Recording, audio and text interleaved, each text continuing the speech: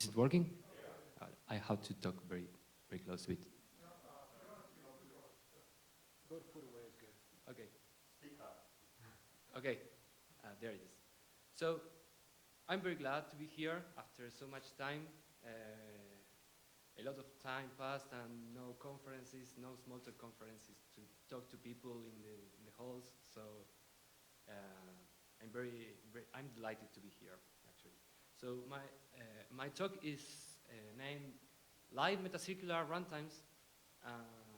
The idea is to think about how to evolve Smalltalk and VMs, right? And I say Smalltalk and VMs because when you start working on VMs, you start shaping your Smalltalk, and when you start shaping your Smalltalk, you then go in a feedback loop and you start shaping your VM. So you go back and forth.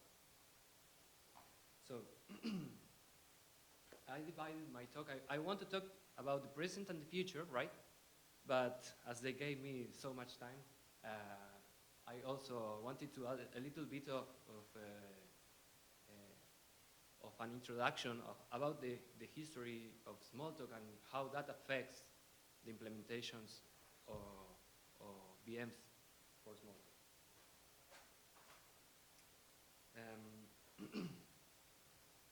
And also I wanted to mention, so the first part is going to be about the past, the second is going to be about the present, which is the Smalltalk and the live metacircular runtime that is used to run the code of the Smalltalk.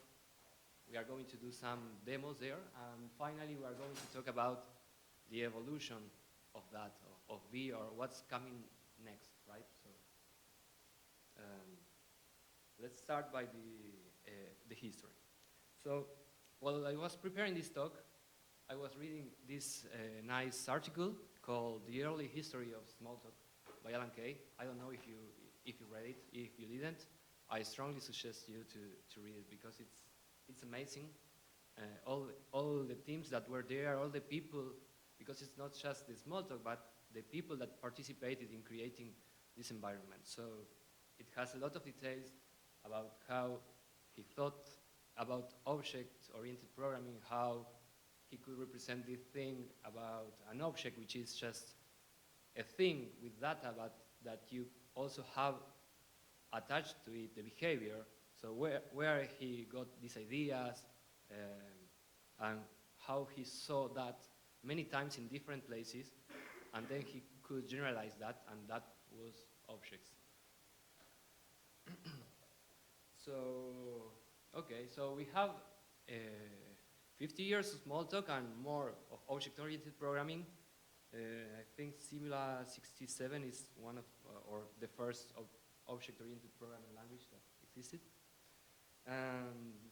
So let's think about what were the main idea there, why they got into this object paradigm. So at that point, people were using mostly computing for computation, right? And they saw that computers were going to be faster and faster and faster, and they could still make a lot of calculations or more calculations, but at the same time, they became with this idea that we could use this computer for making a thinking amplifier, right? We could amplify a thinking party, a thinking partner, right? We could think together with our computer and get more interesting ideas. So there we had a lot of investigation or research on epistemology, right? They read about Piaget and constructivism, so they started asking how we could organize our thoughts in our head and how we could help our brain to get new ideas. Then they took Pappard's ideas of constructionism, which is, okay, we not only organize our brain with new ideas, but we also create new ideas by constructing things, right? It's probably that, and Smalltalk took this very strongly. So I think my theory is that this is the reason why we usually start creating new things where there are things that already exist, because this is the idea of Smalltalk, that to learn something you have to build it. So we start building new Smalltalks and new Smalltalks and new Smalltalk, because this is rooted into the philosophy of how we should learn, and it's so easy to learn by construction. There was also this idea of augmentation of the human intellect and the user interfaces, and so many ideas there which were not in programming, but actually into thinking, right? How we think, how we could improve that. Of course, they took all that and made a great system. And, okay, so with all that, right? So how are we building VMs nowadays, 50 years afterwards, right? So let's check about some programming languages which are the most used one, right? So for example, let's see Python, right? How is the Python VM implemented? Well, it's implemented in C++ mostly and C. Okay, let's take another example, right? So Ruby, how did they implement it? Okay, they did it in C, C++. You are seeing the pattern, right? JavaScript, they have V8 from Google, we have SpiderMonkey from Mozilla, JavaScript core from Apple, all in C++. Well, they are trying to do things with Rust, but they are also implementing the VMs in C++. So maybe C++ is their thinking amplifier. I don't know. Or they got some way of thinking along with this. So we have also Java. In Java, there's the standard implementation of hotspot is in C++, but they have also this new VM and framework of Graal and Truffle, where they can program the interpreter in Java. Okay, I'm just looking around and see how they are working, right? Everybody seems to be doing the same, so maybe we should just keep repeating what others are doing. I don't know. So let's see, for example, in the Smalltalk, right? And we had the Open Smalltalk VM, which is written in Smalltalk, but it's not really Smalltalk because you cannot use polymorphism there. So this is a Smalltalk maybe without all the features. And okay, so we decided to think, what if we implemented the VM in Smalltalk? And that's what we did. That is called the BLive Metacircular Runtime. And so I'm going to talk about that, right? And so before going to the Smalltalk VM, let's see a little bit about, okay, what's the complexity of all those VMs that we saw before, right? So for example, take the example of V8, right? It's a VM for JavaScript. And if you run clock, which is the count lines of codes in Linux tool, okay, you get that it's more or less 1.8 million lines of code. So it's a very fast VM, right? But it has a problem, because how many people you need to understand this VM? How many people you need to modify it, to maintain it? Yeah, well, you will need hundreds. You need teams of hundreds of people maintaining it and trying to understand. And so imagine, and it's the same with the others, right? It's just giving an example. But how is one person supposed to understand the VM if it has 1.8 million lines of code? Where do you start? So you want to program the VM. Where do you start? You have a huge space to look around. So you're going to have to read and read and read and read and read and read a lot before you can start making any change, right? So this is actually the contrary of the Smalltalk philosophy, where you just want to change something and you go and change it, right? So that's what we want. We want a VM that tells you, here is the code, here are the things that implement the message lookup, the primitives, everything, and you can just change it, right? Or you can try changing it. Maybe you are not an expert, so you are going to break it. okay, but we want a system where you can understand what's going on, and that it might invite you to understand that. And there's also one thing I wanted to mention. So these things are huge, and they are very hard to adapt, right? Because to change something, you have to change millions of lines of code. So I don't know, if we had something like that, that would be very likely to have more chances to extinguish, because in a place, in an environment where everything is changing all the time, you have to adapt, right? So if in the moment you don't have money or you don't have a team or whatever, you're going to extinguish. So let's talk about the B live metacircular runtime, right? I used to call it the DMR instead of the LMR, which was the dynamic metacircular runtime, but it missed the point that you could live program it. So I changed it to LMR. So we were told, I remember when I started programming in Smalltalk, some friend came and said, you know, Smalltalk is very, very nice because everything in Smalltalk is an object, right? And I said, wow, well, interesting, right? So I started programming in Smalltalk. And then I started investigating, well, how do you do lookup? Well, lookup is this mechanism that is, you go to the class and then you go to try to find the method, and then if you don't, you go to the superclass and things like that. Okay, well, tell me, where is the object that does that? Well, now, there isn't an object there because actually that's in the VM. Okay, well, so can I see it? Yeah, well, it's, yeah, you have to download other stuff. You have to go look the code somewhere else. So it's not that close, right? It's not like, for example, looking at the class and looking at the method of the class because it's just another object. The classes and metaclasses are just objects, but lookup is not. And well, the same goes for the garbage collector, or at least for the algorithm.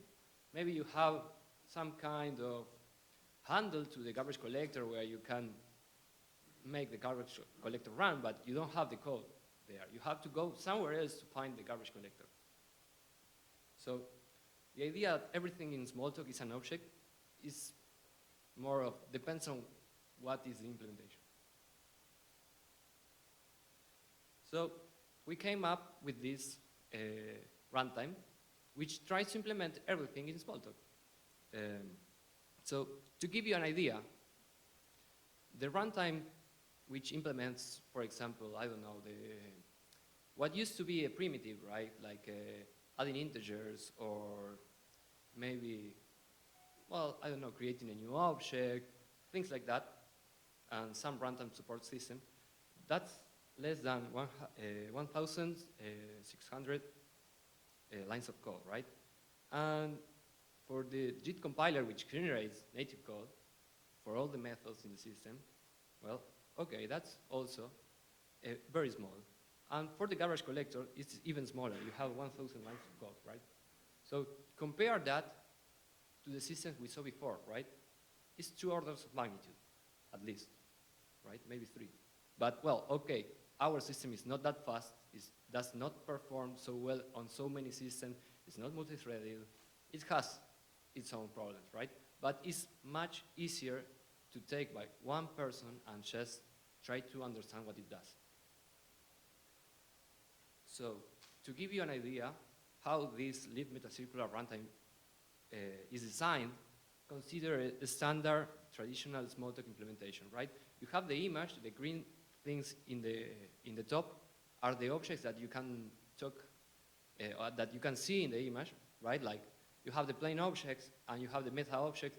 If you were programming, for example, in some kind of language like C++, for example, the meta objects will be gray and will be below because you couldn't access it. In Smalltalk, you can access also the meta objects, but you cannot access the JIT compiler, you cannot access the memory manager, or you cannot access what the primitives are, or what they do. You cannot see that code unless you go somewhere else and find that code, maybe recompile everything and then go back. So these are coded within the environment, and these are coded outside the environment. Yeah, and when you change something, you have to recompile, restart. Well, maybe not restart, but for example, in the case of the Open Smalltalk VM, you have to open first an Open Smalltalk VM in a simulator if you want to change things dynamically. If not, you are going to have to restart and everything. So the idea is to try to avoid that. And what we designed was a scheme where lookup, JIT compilation, and memory manager are more objects there, are classes that are represented in Smalltalk that can be changed dynamically and that can be inspected, browsed, and used like any other component of the system. So if you change something in the environment, you get instant feedback. So now I'm going to show you a demo of what B is, how it works. By the way, as I hadn't given a talk for the last 2 years, we did a lot of things, and the last time I presented something around B, it lacked a full garbage collector. Now it does have a full garbage collector, and we actually are shipping PetroVR, which is our main product in the team, to our clients with the LMR, sorry. So it's actually working pretty well. So let me give you an example. And so this, I don't know, there it is. Okay, so this is a traditional Windows application, right? So you got native Windows, you got everything. It looks like Smalltalk, it is a Smalltalk, right? The nice thing is that you have more objects, right? So for example, let's see, sorry.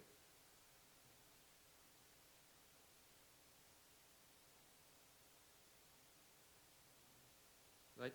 So this is a Smalltalk memory, right? It's an object that the Smalltalk system object knows. And okay, it gives you some information. For example, here we are seeing, okay, how much space is being used, how much memory is being committed, how much reserved, how many GC passes have been done. And we can also see a representation of the spaces. So what are the spaces? Well, when we are launching our system, we are going to load different projects. Each project is going to be loaded in a different space, right? And then we are going to create new objects. So the garbage collector and the allocator are going to work together to generate new space in memory, right? So we can see here, if we want to inspect, we can see all the things that are in memory at that moment, right? We also have, for example, the generational collection, which is an hidden collector, sorry. So what is an hidden collector? So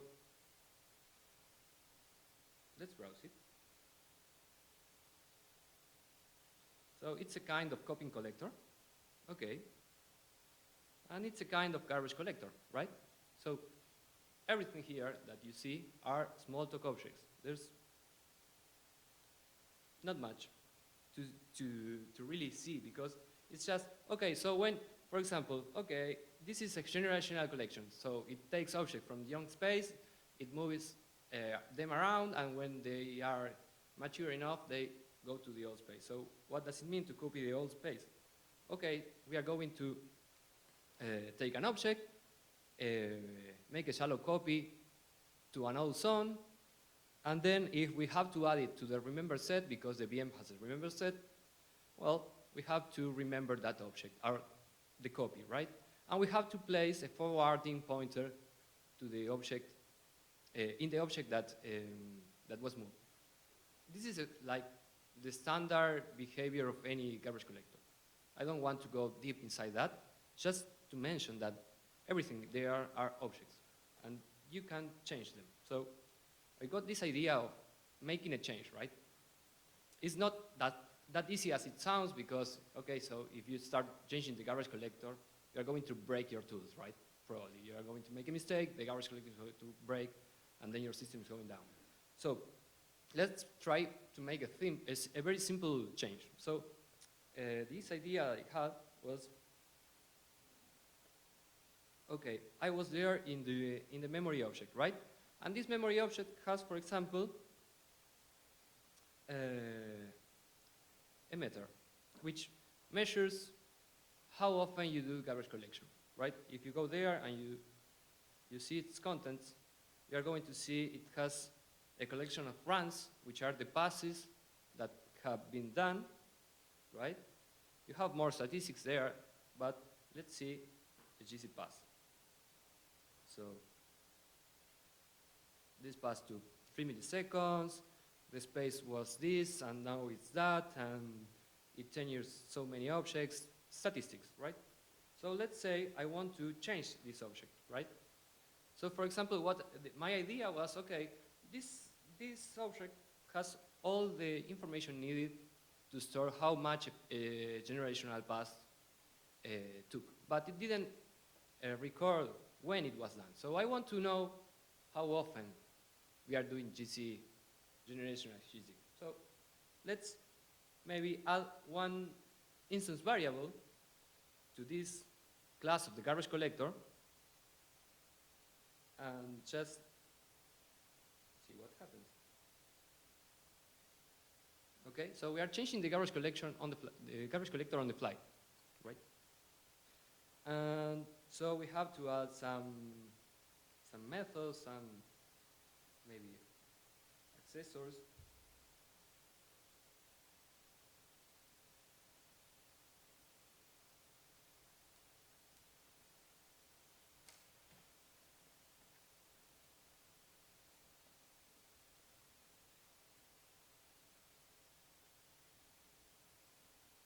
Okay, so we only have to plug it, right? And I'm going to fix something that this is an implementation problem of something else when you change a class.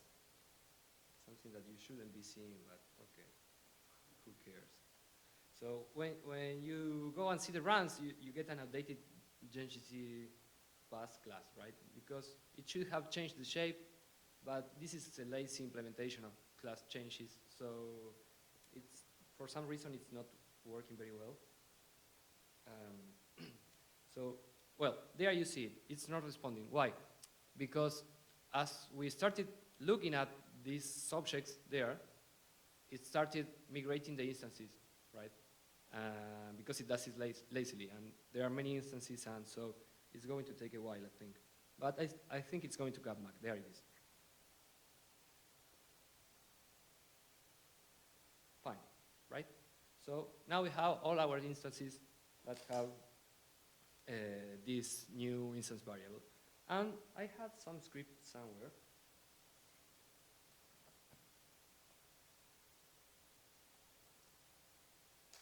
So, well, we also have to measure, to change the method that measures what, when the garbage collection pass starts, right? So let's see the difference on this change. And we are only just adding this line, start time, time now, right? So we are going to store that time. It's just going to file that in. And then, what can we do with that? So this is a Smalltalk, it's very dynamic. We can just make a script to show that on the screen in a nice chart. So I think I have somewhere else this script.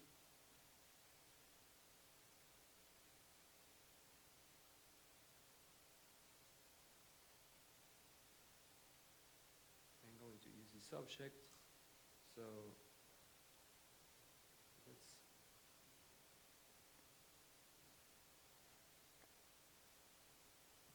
So what does all of this do is to, oh, this is something you shouldn't see that, okay. But again, who cares, just in case. So what are we going to do is to, first of all the instances that we had before the GC got modified, don't have a start time, so we are going to add a random start time, which is just now. And then we are going to display that in a chart. So we are going to collect the start time as milliseconds, the time they took. We are going to generate the chart and open it, right? So there it is. Oh.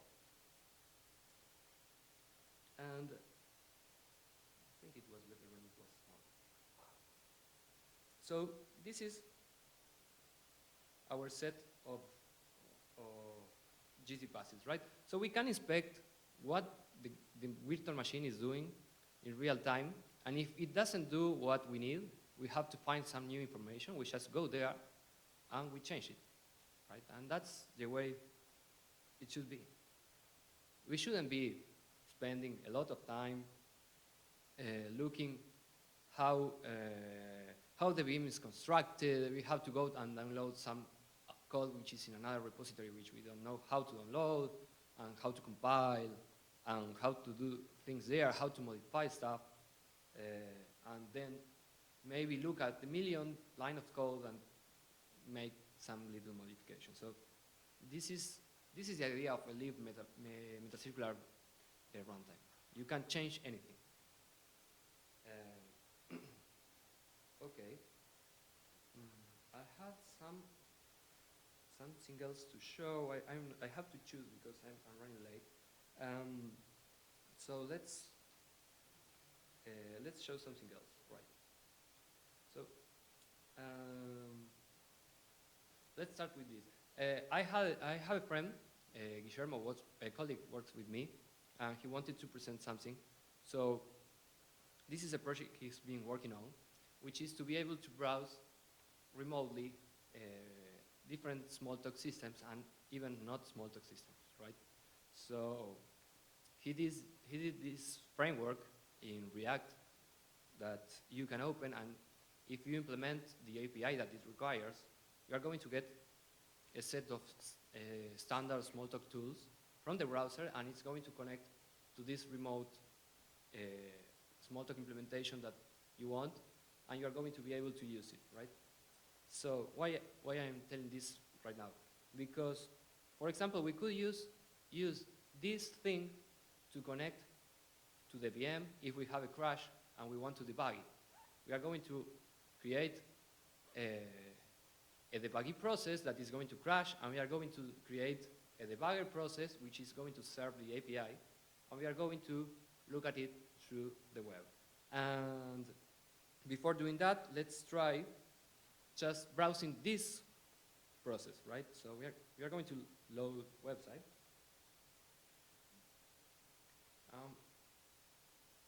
We are going to start the server that implements the required API.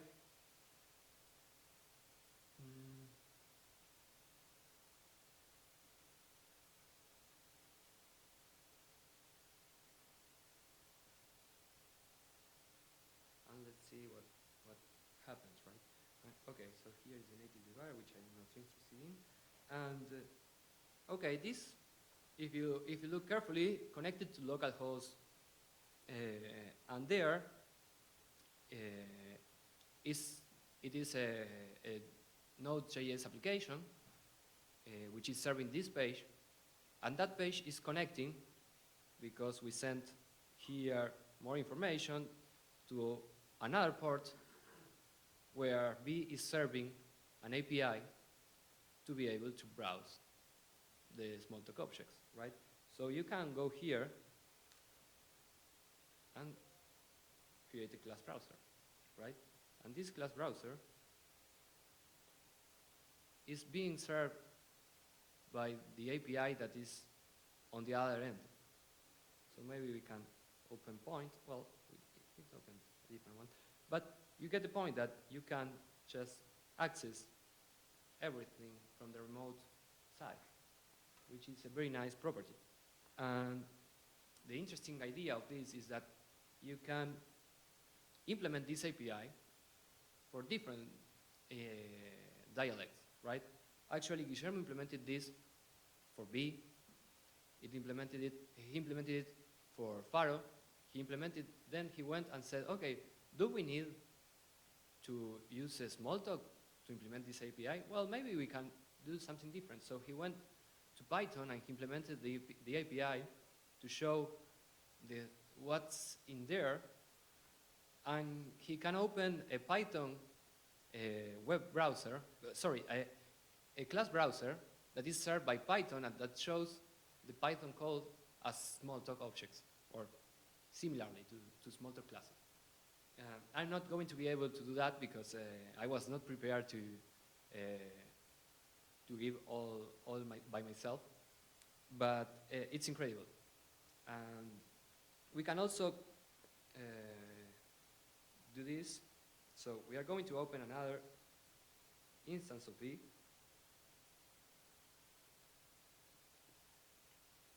And what we are going to do is to show how we can place a halt in the garbage collector. It's going to be a native halt, so the process is going to stop. Oh, actually, I don't have to do like this because I have to attach. So I'm going to launch it from here. So I have these tools, and I have to load the project.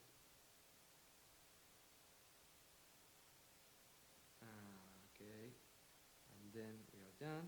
And well, this is a little bit awkward. So to implement this, we have a model of what a process is, right? It's a very low-level stuff.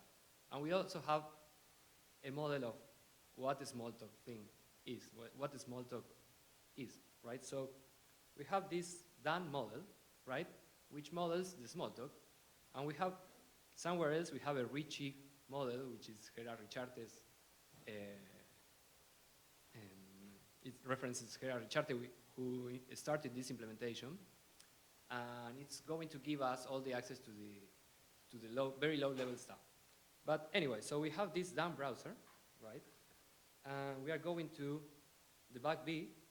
I have to load the change set first. I think I closed the window.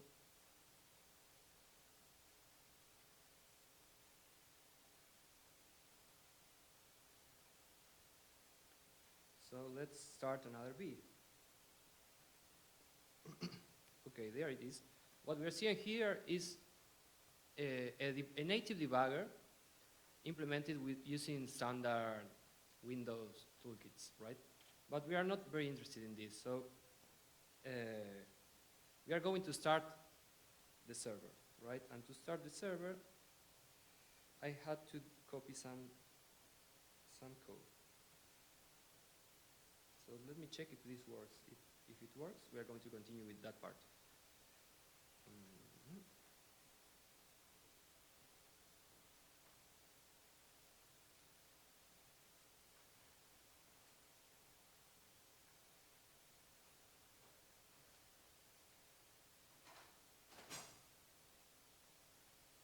Let's try loading.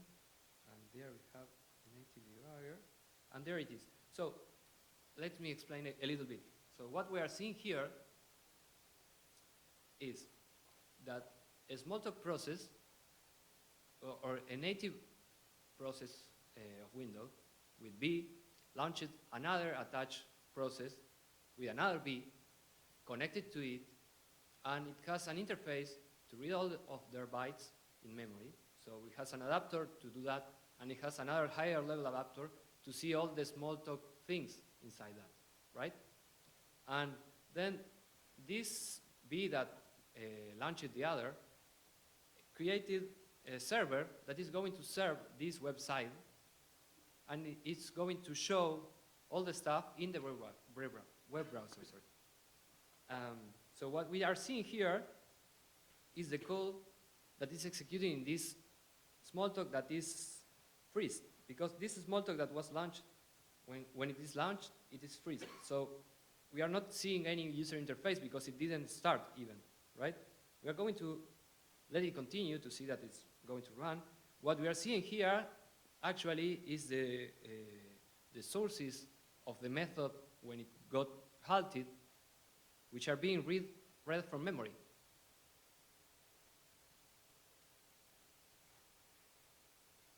So there should be loading, and if we have a look here, maybe at some point we will see. I'm not sure. Give it time. There, something moved.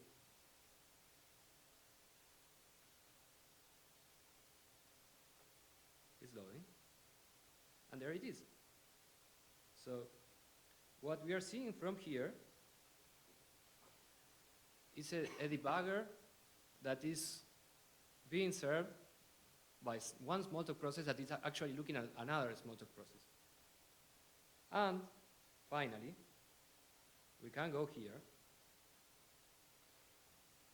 go again back to the garbage collector, and we can, for example, place a halt somewhere, right? So let's say, let's do something easy because this is the demo, right?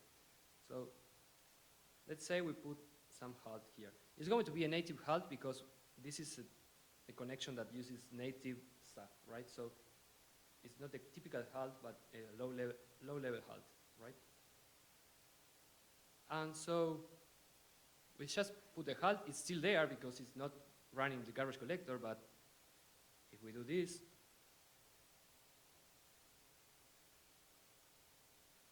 let's see. Well, it didn't, well, this is strange. Maybe it didn't update the method, so let's keep adding halts. That was completely unexpected. Or maybe, sorry, oh, maybe I shouldn't have done that.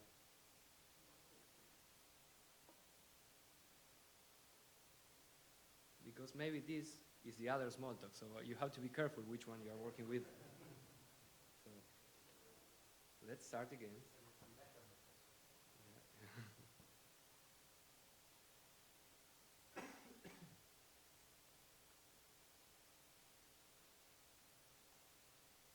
No, it wasn't. Strange. That was strange. Well, I have to see why invalidation didn't work. Let's try it somewhere else.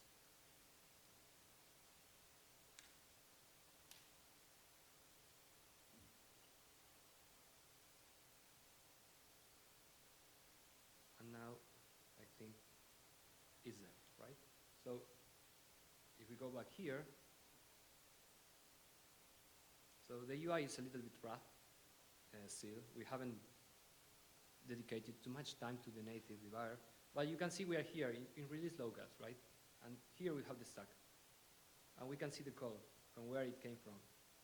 So we are seeing the Smalltalk code of the garbage collector.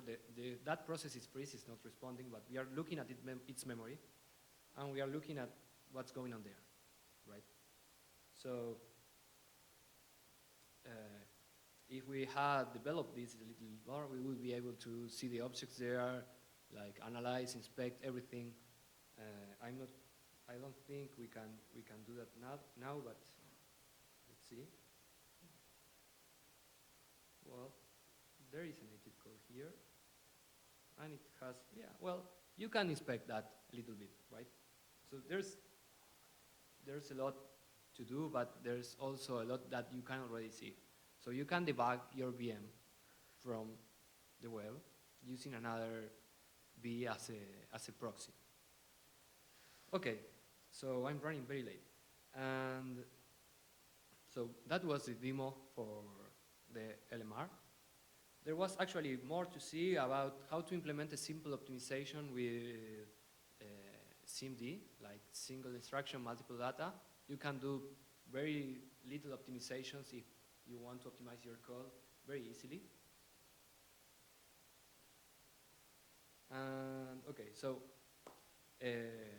what are the ideas here? So it's very easy to make improvements and to take little pieces of it and change them, right? So that's very cool. So you are going to probably have a better quality of code because there's less code.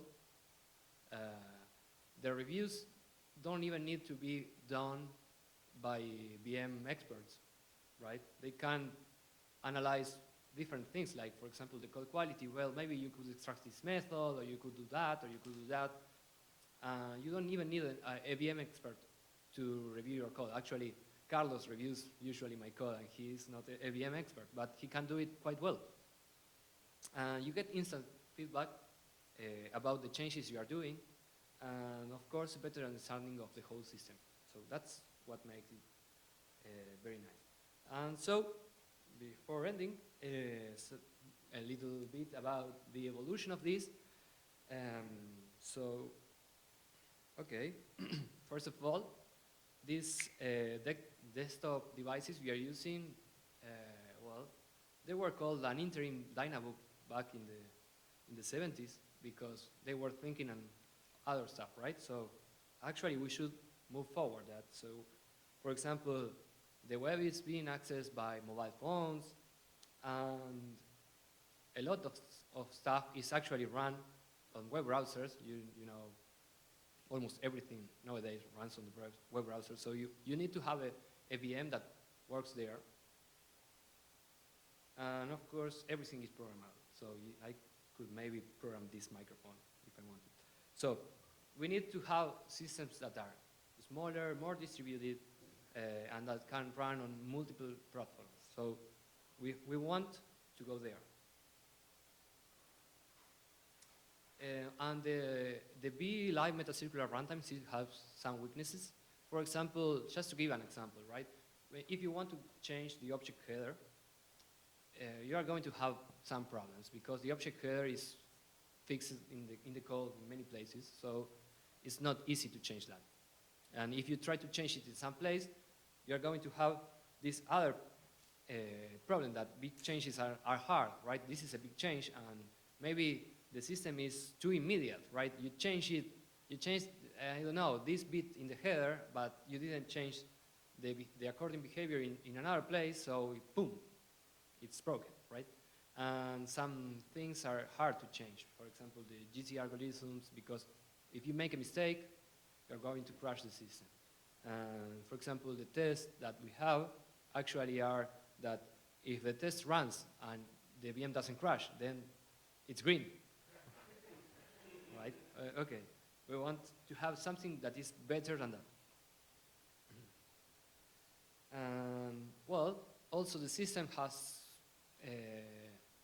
some parts implemented in assembly, which is a little bit too low level. You are working with Smalltalk, so you are talking in Smalltalk with the assembler and getting the feedback, but still it's low level. So we may want to change that to some higher level stuff.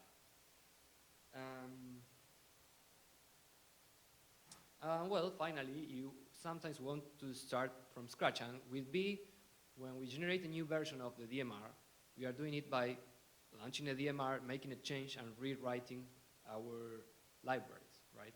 But sometimes you want to start from scratch, and it's hard to do that with our current system. So how you do that?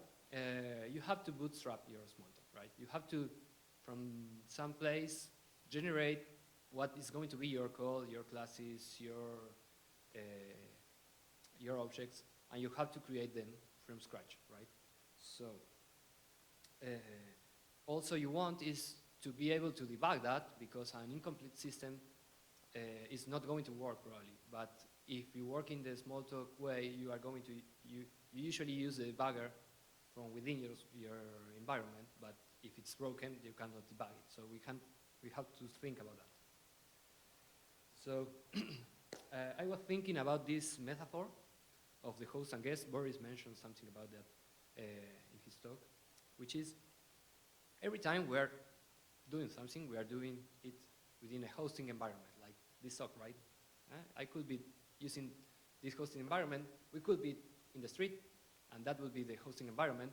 But you want a place with a nice projector and a microphone and things like that. So you always want to have a nice hosting system, right? And the same applies for the Smalltalk system that you are trying to create, because it's going to be broken. So you have to have all the tools there to be able to fix it, and you cannot use them inside, so you have to have a very nice hosting system.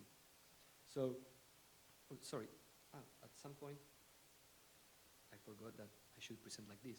So in this metaphor, what we are trying to do is to have a hosting system that is going to replace small parts of the guest system, right? So for example, if you want to create a new object within your guest system, that's going to escape through some primitive, and the host system is going to give you the new object, and then it's going to return it. So after you can create objects, well, then maybe you cannot do GC, but you can ask the host system to do GC until you have GC, proper GC, and then you can remove that part from the host system, and you can go like that until you have a complete system, right? So this is the idea we are trying to implement. Some little idea about intermediate representation. So in Smalltalk, we usually have bytecodes to represent what the behavior of the code is, right? But this is a compact, this is why, because it's a compact way of abstracting how the processor is going to execute, right? But maybe this is too low level, because maybe you are not going to execute in a native processor. For example, you are going to execute in the web. And in the web, you don't have a processor that jumps and things like that. You don't have that abstraction, right? You have JavaScript functions and things like that. So maybe you want to use a different intermediate representation. And, well, so why not just take the AST, which is what the compiler produces, and then represent a low-level version of that AST, and use that as your intermediate representation. And so, depending on which platform you are going to execute, you can use the low-level representation of the AST. You could change it to some linear representation like the bytecodes, or you could use something else. So what we are using in this new implementation is like a AST code or a tree code, which is instead of storing bytes that represent the linearized version of the method, we represent the low-level AST, right? So one more thing that we want is, because nowadays systems are distributed everywhere, we want to have a proper module system, because there's no way you are going to be able to maintain all your ecosystem in one image without breaking other people's stuff, right? So it's better, at least to my view, to be able to have at least some kind of namespace where you can put your project and it will not interfere too much with other projects. I'm not talking about something like Gilad's Newspeak version of modularity, which is extreme modularity, right? I want something that it's okay for Smalltalkers, that doesn't feel unnatural, but it also allows you to use modules and import stuff and require stuff and say, okay, I want this class and I want to use it in my project, and I want to use it like, I don't know, like if it was a class of my own project, but I am importing it from somewhere else. So one of the last ones, what I want to have is to be able to bind names when we are compiling code as lazy as possible. So if we have different modules, maybe a module references a class of a superclass, right? So for example, if you make a subclass of point, you add your own instance variables, but you are going to use X and Y. And maybe in your system, you still don't have point loaded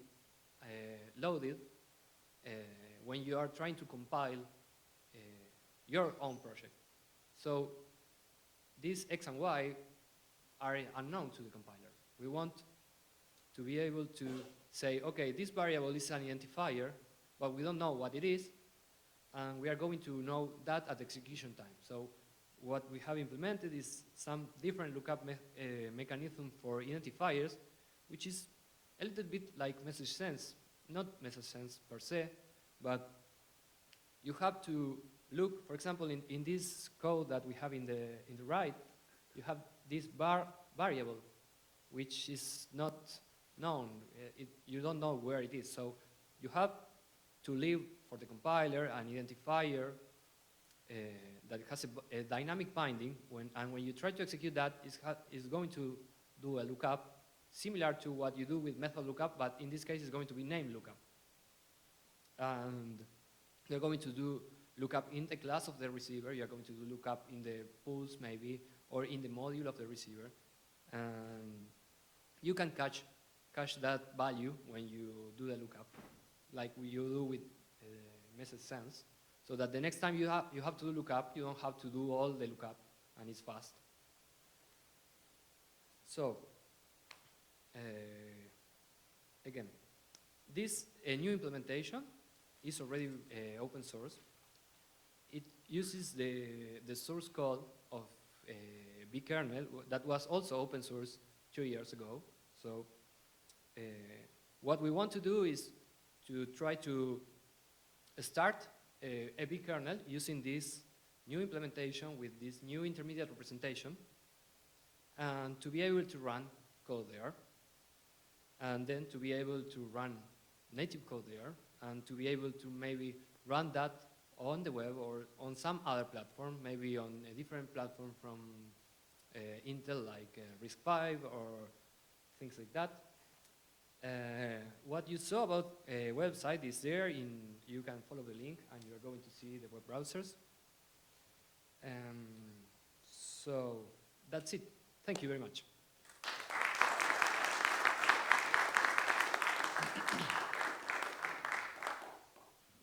There's 5 minutes for questions if you have any. Yeah. So if I understand, the entire VM is Smalltalk, and then you have a core and assembly, or? Not exactly. The whole runtime is in Smalltalk, and it has its own assembler written in Smalltalk. So when it needs to generate code, it talks to the assembler object. It generates instructions. It sends maybe increment, whatever you need to do, and then it asks for the native code that was generated for that. The assembler is generic in the way that it has some abstract registers, and so you have a backend for Intel, and it gives you back Intel native code, machine code. So the native code is a byte array object. Actually, you have 2 things. One is the native code object, which references the byte array, and also you have in the native code all the literals that this native code is going to use. So it needs to run on another VM, like within Smalltalk VM? No, it doesn't. Oh. Because it bootstraps itself, right? So if you have a VM that can load itself, then you can just change the native code there.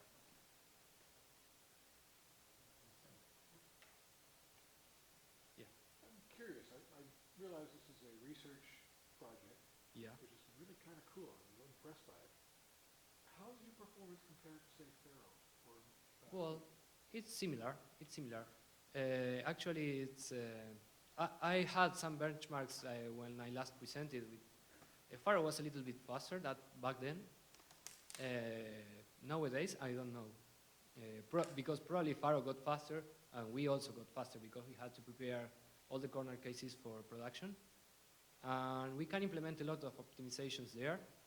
And the idea of this next iteration is to be able, with this different intermediate representation, to be able to inline many methods together, which is what most fast VMs do. The way to get faster when you have a JIT compiler is to inline everything.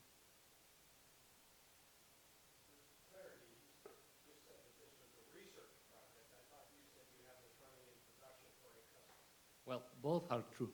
So I'm saying that, yes, you're using it and you're doing research, but it is actually in use. yes, In business setting. yes, because this started as a research project in what was called Caesar System. The company was bought and then bought again. But I've been working on this for the last maybe 10 years, right? And so it started as a research project. I wouldn't find anyone interested in this, so I couldn't get a PhD director, right? So after some time I got one, and I'm doing my PhD on this. But I think I'm going to finish it, maybe, if I'm lucky this year, but you never know, right? At the same time, this is being paid by Caesar System. At some point, we understood that this was going to work. So we started finishing all the stuff needed to make it to production. So we are shipping that to client. Yeah. So how difficult is it to bootstrap to a new architecture like ARM or ESP32? Well, I think that wouldn't be the hardest problem because you will need to change the assembler. But there are parts where you might need to do some tricks. For example, for RISC-V, which we did some experiments, you don't have flags. And our assembler expects that you can, for example, test an object if it's a small integer, which has flags. Sorry, you test first, you get the flags, and then you jump, right? And in RISC-V, you cannot do that. So you have to find another way to do the same. But the hardest part is not that, because the assembler is supposedly machine independent. And we are trying to make it even more machine independent in the PowerLang. So the second generation of the LMR, the bootstrapper, is the project called PowerLang. And so this thing tries to just generate a new image and act with this host and guest metaphor to let the guest create all the native code that it needs if it wants. So the bootstrapper is going to load the image, and in the guest system you're going to load your assembler for your system, and you're going to nativize your own methods until you have everything, and then you can just generate a binary image where you can transfer that to your system and run. If you want to run it from some other, right, start from another platform.